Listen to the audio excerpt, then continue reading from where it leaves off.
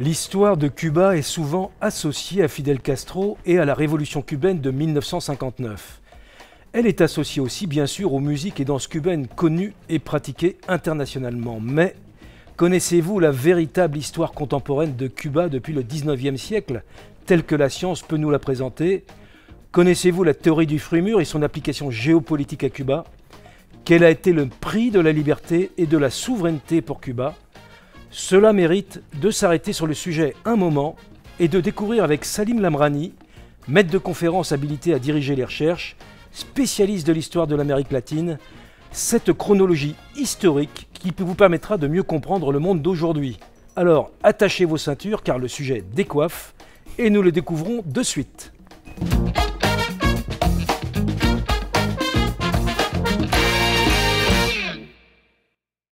Et oui, nous sommes heureux donc de vous retrouver pour cette causerie consacrée aux États-Unis et à Cuba, la genèse d'un conflit, avec Salim Lamrani que nous retrouvons, que vous avez pu découvrir aussi au travers d'une autre causerie précédemment dans les causeries de l'histoire, et donc qui est un spécialiste de ce sujet, c'est un grand spécialiste français du sujet, et nous allons découvrir bien, cette histoire ô combien passionnante. Bonjour Salim Lamrani. Bonjour Christophe Porlier. Alors oui, cette histoire passionnante, elle démarre il y a bien longtemps, je dirais même peut-être à la fin du 19e siècle. Est-ce qu'on peut en dire de cette genèse, ce démarrage du conflit entre les États-Unis et Cuba, fin du 19e siècle? Effectivement, pour comprendre le différend qui oppose les États-Unis à Cuba, il faut remonter au 19e siècle. Cuba était le premier problème de politique étrangère des États-Unis. En 1805, Thomas Jefferson, troisième président des États-Unis, évoquait déjà l'idée d'intégrer Cuba à l'Union américaine, notamment en raison de sa situation géostratégique au sein du golfe du Mexique. Cuba constituait une espèce de forteresse qui protégeait la Floride et était le territoire idéal pour contrôler la route vers le futur canal du Panama. Donc Thomas Jefferson soulignait, dès le début du XIXe siècle, que la conquête de Cuba serait facile en cas de conflit. Mais il fallait attendre quelques années pour parachever ce projet. À l'époque, Cuba était une colonie espagnole.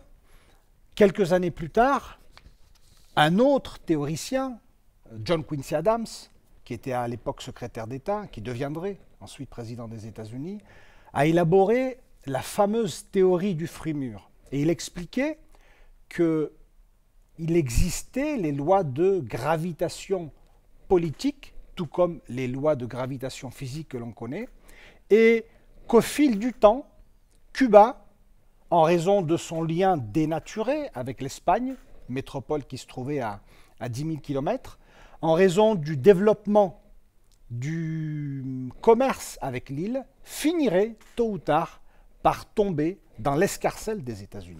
Alors justement, pour les personnes qui, comme moi, ne sont pas du tout ni spécialistes ni connaisseurs d'ailleurs, ce n'est pas un sujet que l'on le connaît dans les grands clichés, mais du coup, à cette époque-là, donc début du 19e siècle, nous étions là sur donc une colonie espagnole, qui donc avait vu aussi une période esclavagiste, c'est-à-dire qu'il y avait des ressources à Cuba, il y avait de la production, etc. Qu'est-ce qui faisait que les États-Unis pouvaient être intéressés par ce territoire au-delà de l'aspect de la proximité territoriale? C'était fondamentalement une raison géostratégique. Il y avait la conquête, les États-Unis ont toujours voulu s'étendre vers l'Ouest, il y a eu la conquête de l'Ouest, mais c'est surtout la position géostratégique qui intéressait les États-Unis.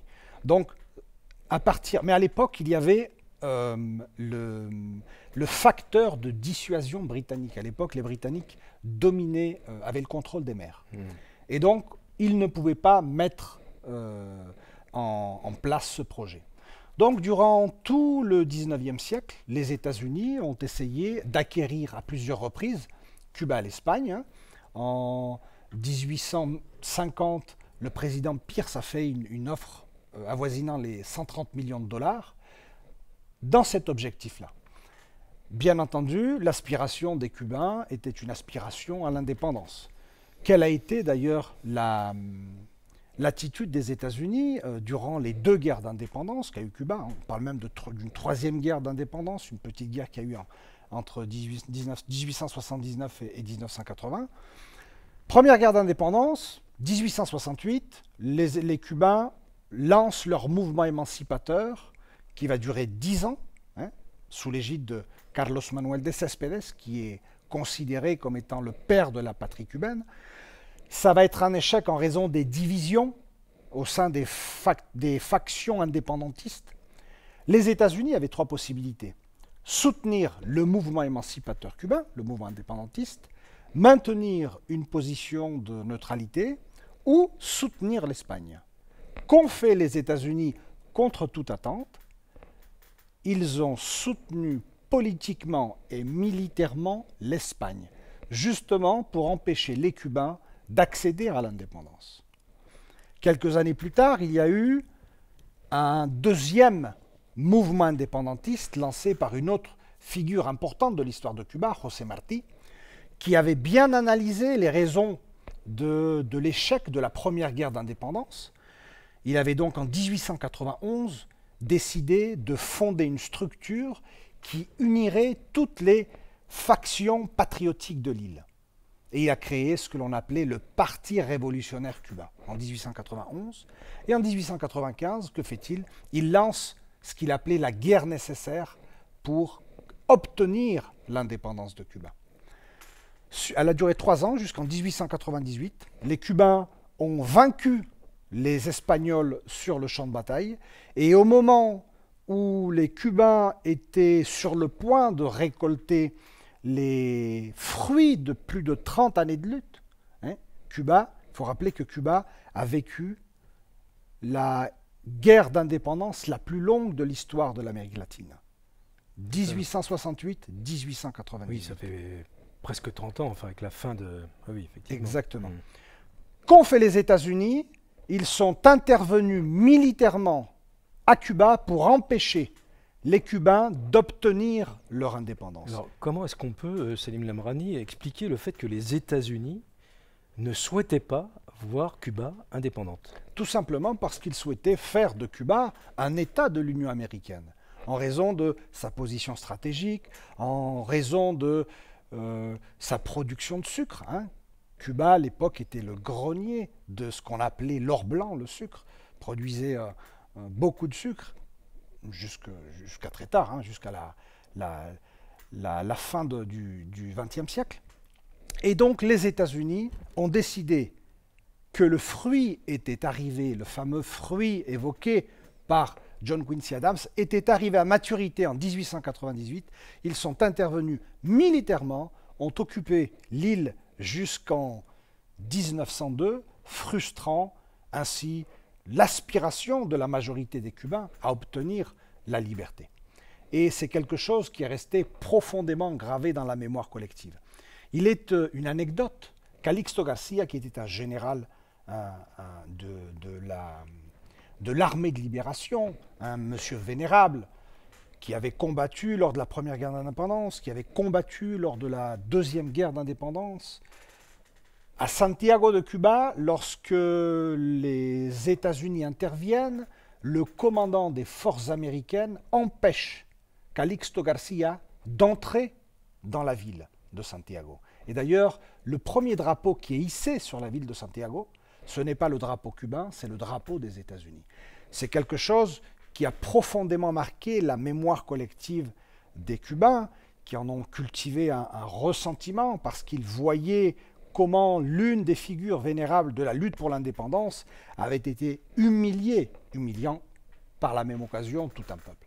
Et c'est quelque chose, d'ailleurs on le verra un peu plus tard, que Fidel Castro mentionnera le 1er janvier 1959 lors de son premier discours suite à l'avènement de la Révolution.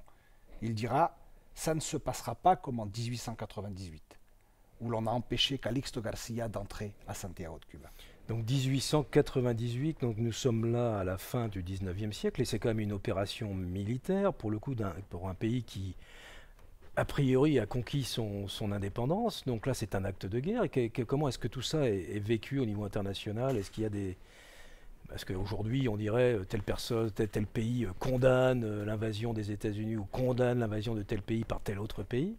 Et comment ça s'est passé à l'époque? Alors les États-Unis ont présenté ça comme une opération humanitaire pour aider les Cubains à conquérir leur indépendance. Mais sur le champ de bataille, les Cubains avaient déjà remporté la victoire. Les archives sont déclassifiées aujourd'hui. Oui, donc on c'est voit, possible. Vous qui êtes, vous les avez étudiés d'ailleurs. on voit quelle était la réalité. L'objectif, c'était d'empêcher les Cubains d'obtenir véritablement, réellement, concrètement leur indépendance. Ils sont donc intervenus pour occuper militairement l'île. Les Cubains, bien entendu, n'ont guère goûté à cette intromission parce que José Martí, le héros national cubain, avait averti quelques jours avant sa mort au combat que le plus grand danger qui menaçait Cuba était la volonté hégémonique des États-Unis.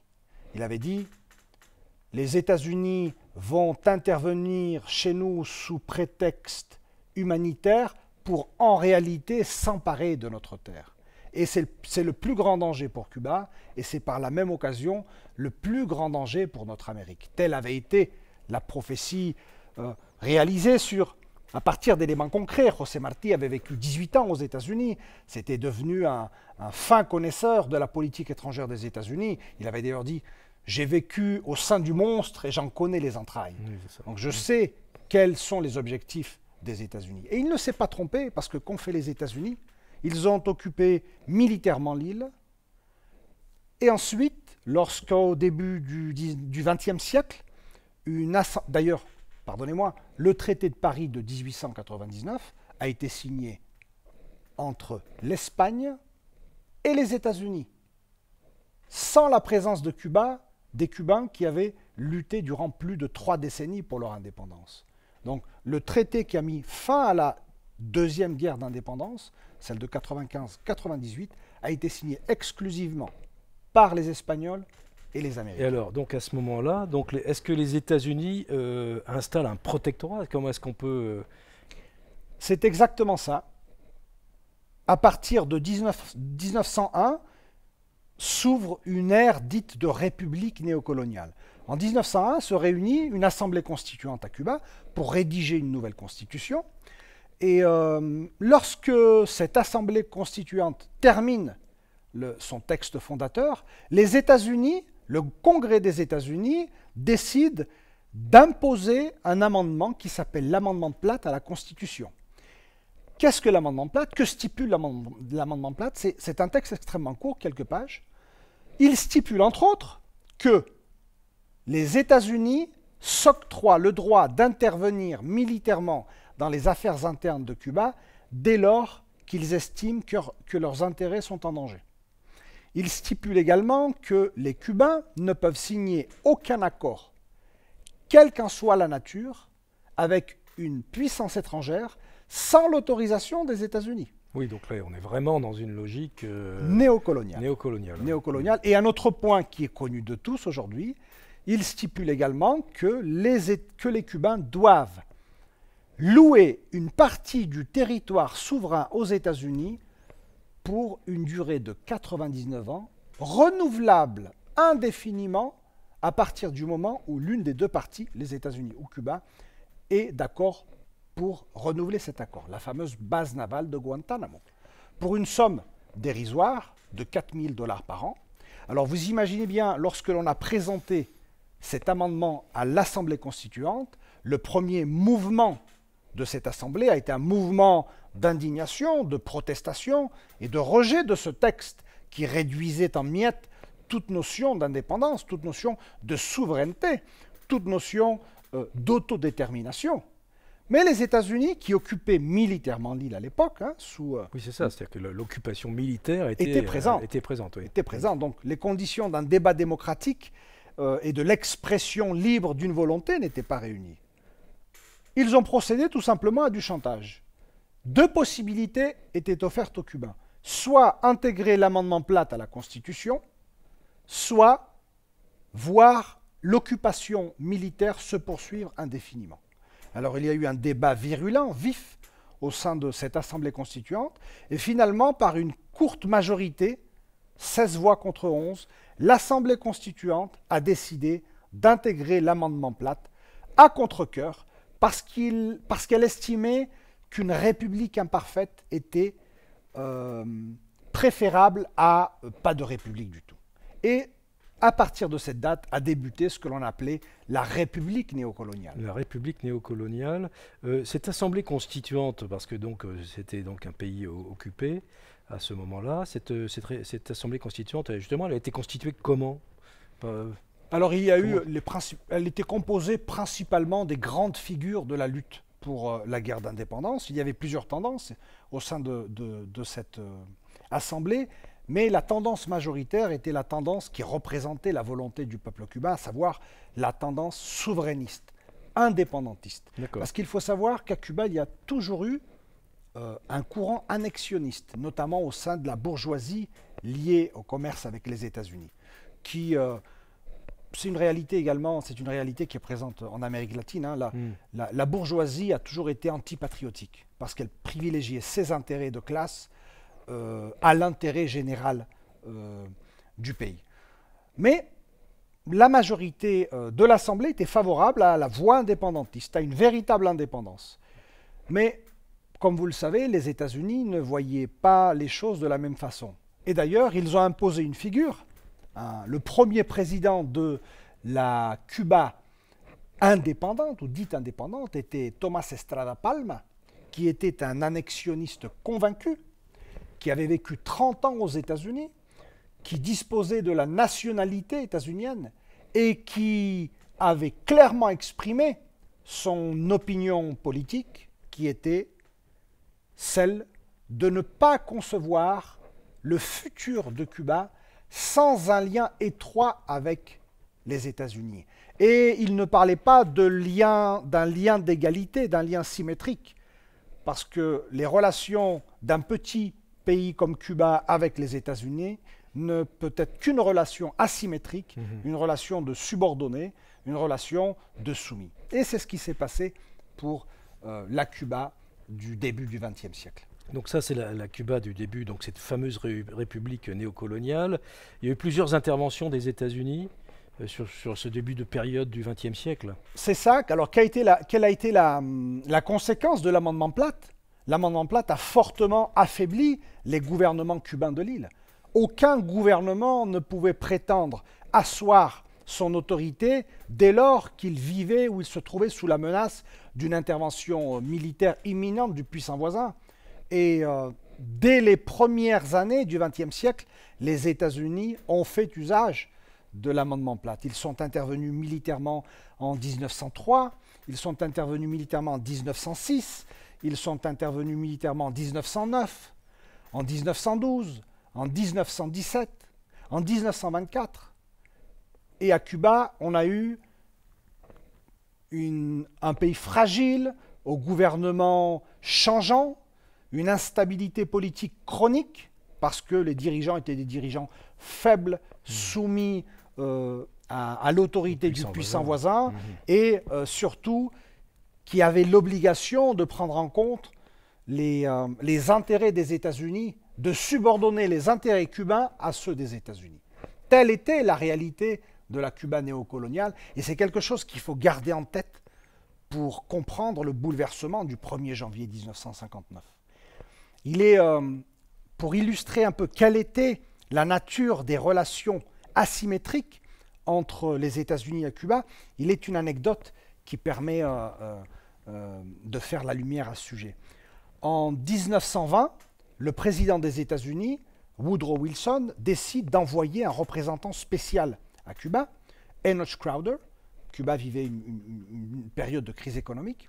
Sans en informer le président cubain de l'époque, Manuel García Menocal.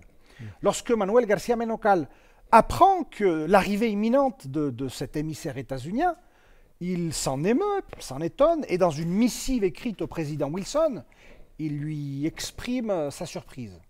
Quelle a été la réponse écrite du président Wilson? Je le cite de mémoire. Le président des États-Unis n'a pas besoin de l'autorisation du président de Cuba pour renvoyer un représentant spécial dans l'île. Donc, telle était la nature des relations entre les deux pays, où le président états-unien pouvait humilier par écrit le premier magistrat de la nation cubaine.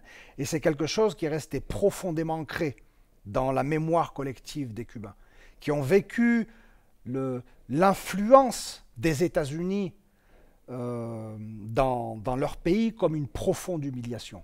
Et c'est ce qui a développé cette sensibilité qui va être perçue à partir de 1959 sur toute question qui relève de la souveraineté et de l'indépendance de Cuba. Donc cette humiliation constante et vécue intrinsèquement par l'ensemble de la population va amener donc une période révolutionnaire. Dès 1933, vous précisez qu'effectivement, il y a un mouvement révolutionnaire qui commence à se dessiner. En 1933 éclate une grande révolution.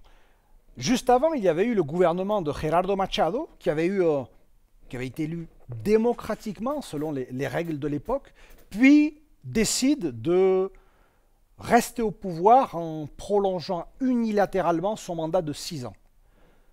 Éclate alors un grand mouvement révolutionnaire d'indignation porté principalement par les étudiants et les ouvriers et une série de sous-officiers de l'armée cubaine, menés notamment par une figure qui occuperait durant près d'un quart de siècle l'histoire de Cuba, celle de Fulgencio Batista.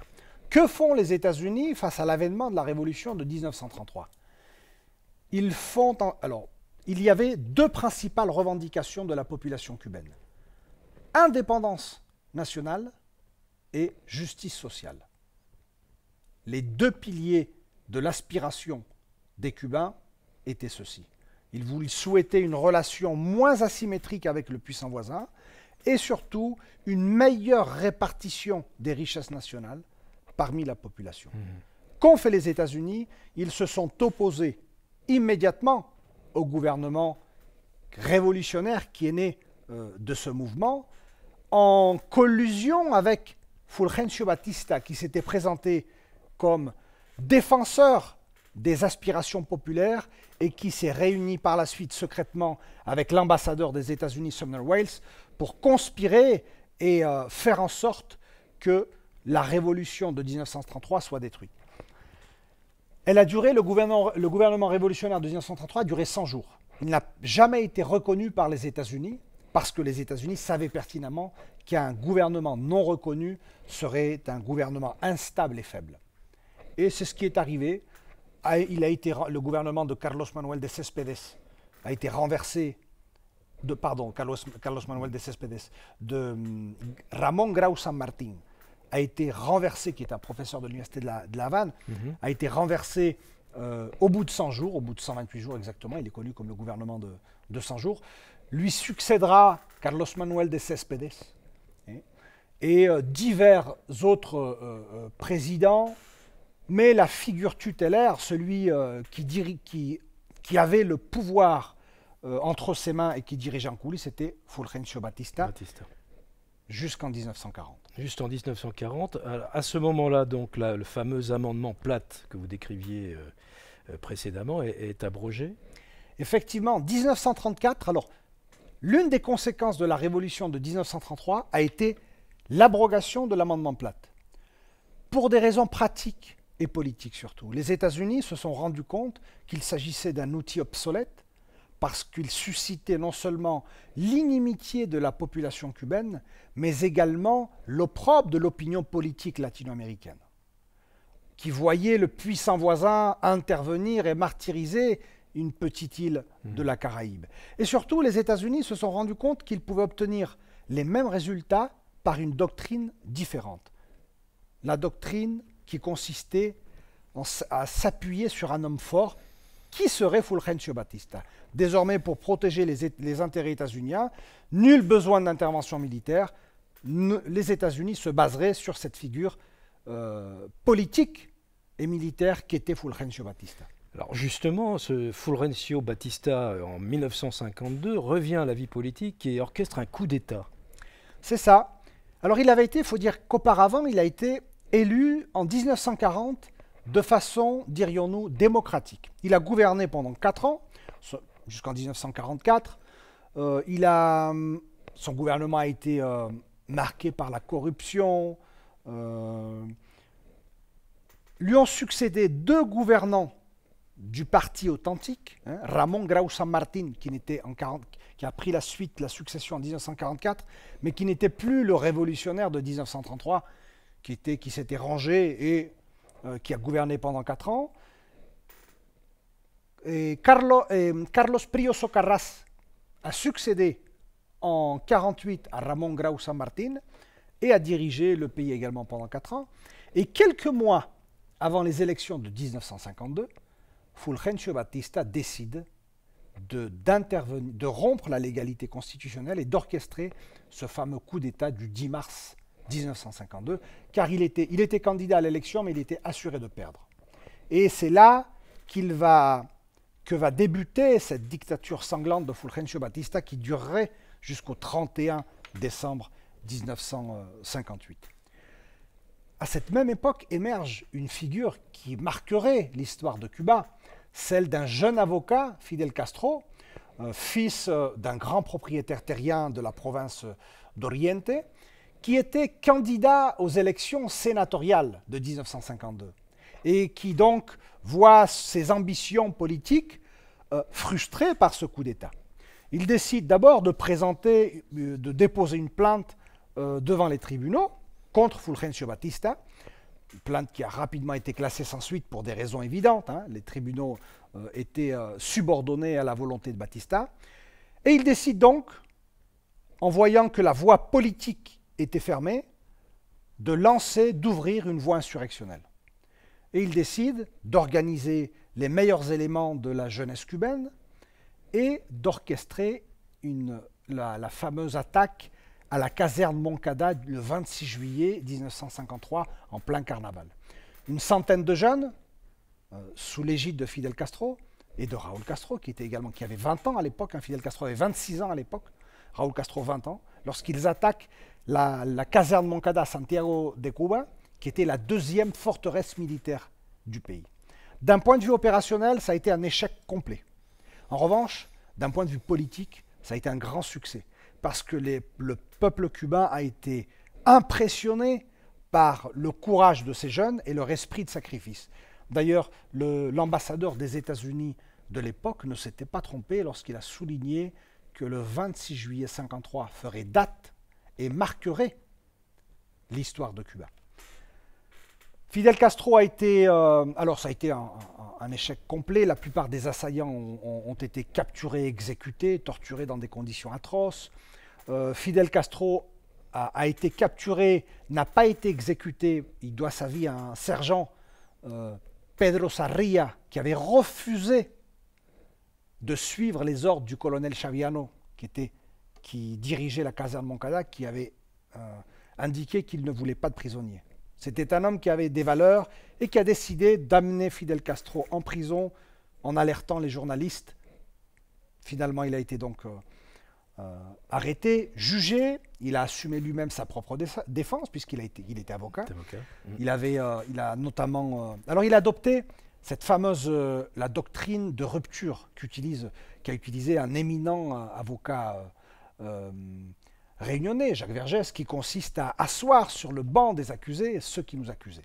Donc au lieu de justifier ses actes, il a pointé du doigt la rupture de la légalité constitutionnelle, les crimes commis par la dictature de Fulgencio Batista, et il a rappelé, lorsqu'on lui a posé la question de savoir qui était l'auteur matériel de cette attaque, il avait souligné que lui-même était l'auteur matériel, mais si l'on voulait savoir qui était l'auteur intellectuel de l'attaque de la caserne Moncada, il avait souligné que c'était José Martí, le héros national, parce que l'objectif de ce mouvement était de faire en sorte que la patrie cubaine et les richesses cubaines appartiennent véritablement aux Cubains. Il a été ensuite condamné à 15 ans de prison. Au bout de 2 ans, Batista, qui se sentait assez solide au pouvoir, a décidé de signer une loi d'amnistie, libérant Fidel Castro et commettant par la même occasion sa plus grave erreur de jugement, puisque Fidel Castro a décidé de s'exiler au Mexique et de préparer un mouvement insurrectionnel. Eh bien, Salim Lamrani, je crois que là, nous sommes au milieu de cette histoire que nous souhaitions proposer aux personnes qui nous regardent. Donc, effectivement, cet exil vers le Mexique de Fidel Castro et je vous propose que nous nous retrouvions pour une deuxième partie pour poursuivre cette exploration passionnante de l'histoire contemporaine de Cuba. Avec plaisir.